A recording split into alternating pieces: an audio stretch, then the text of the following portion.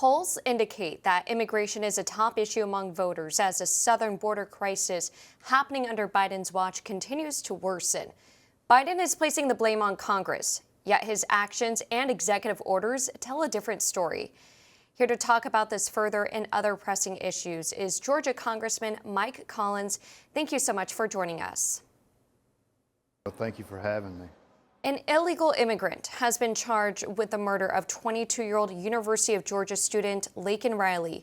You introduced the Laken Riley Act. Tell us more and our viewers about this legislation.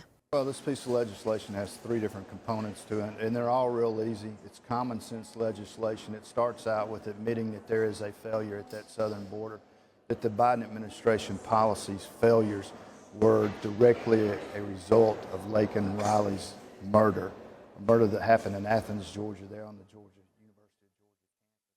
And what we want to be able to do, because this fellow was apprehended in New York, a sanctuary city, and then released, and then he picked up his criminal trade and he brought it down to Athens, Georgia, where he set up his trade again.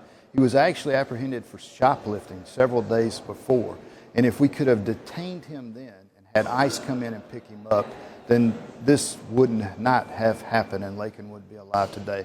So part two of that is the fact that we are going to add theft to part of the criminal acts in which local authorities can contact ICE and tell them to come detain them and get them out of our area or out of this country, hopefully.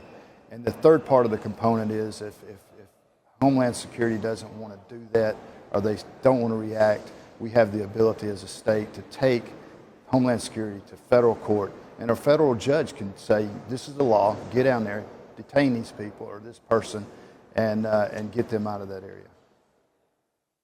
And you invited Laken Riley's parents to the State of the Union address, but they will be staying home to mourn the loss of their daughter.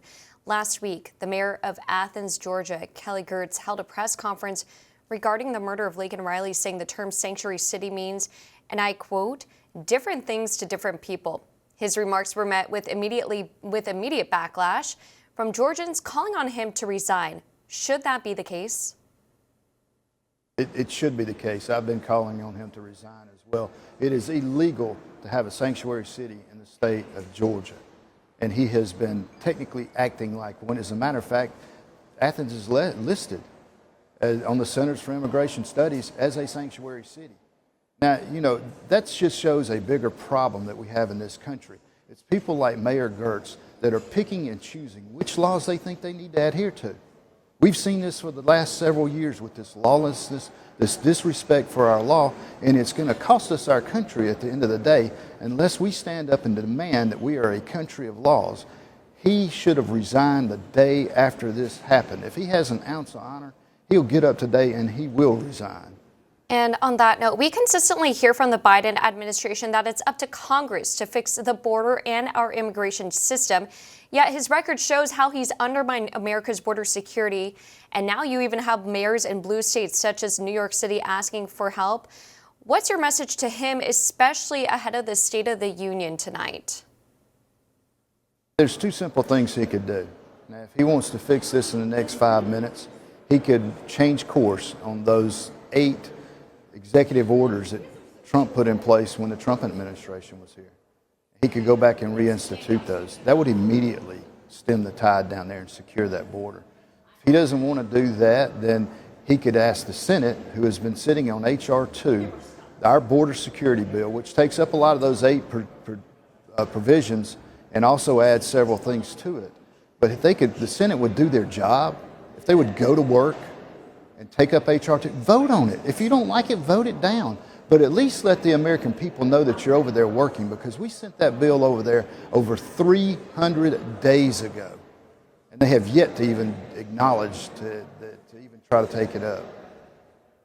And lastly, I want to ask, just a few days ago, former Press Secretary Jen Psaki, she was on MSNBC as she has been, and there was a roundtable where they were laughing at the fact that immigration was the top issue for voters in Virginia, making jokes such as, well, you have people from West Virginia going into Virginia and they border with them.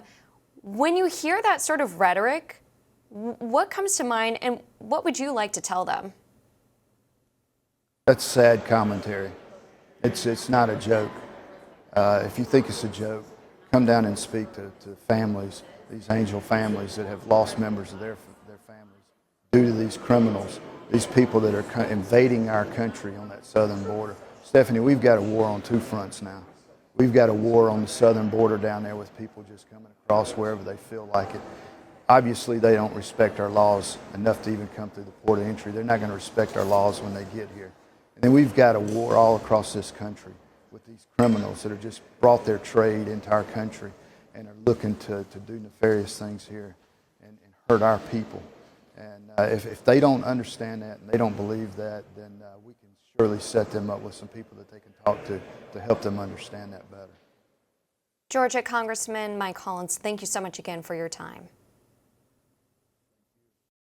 For all our viewers asking where One America News is heading in the future, we would like to introduce you to OAN Live. OAN Live is the best way to stay up to date on all of the hard-hitting, straight-shooting, national and international headlines. And the best part is, OAN Live is only $4.99 per month.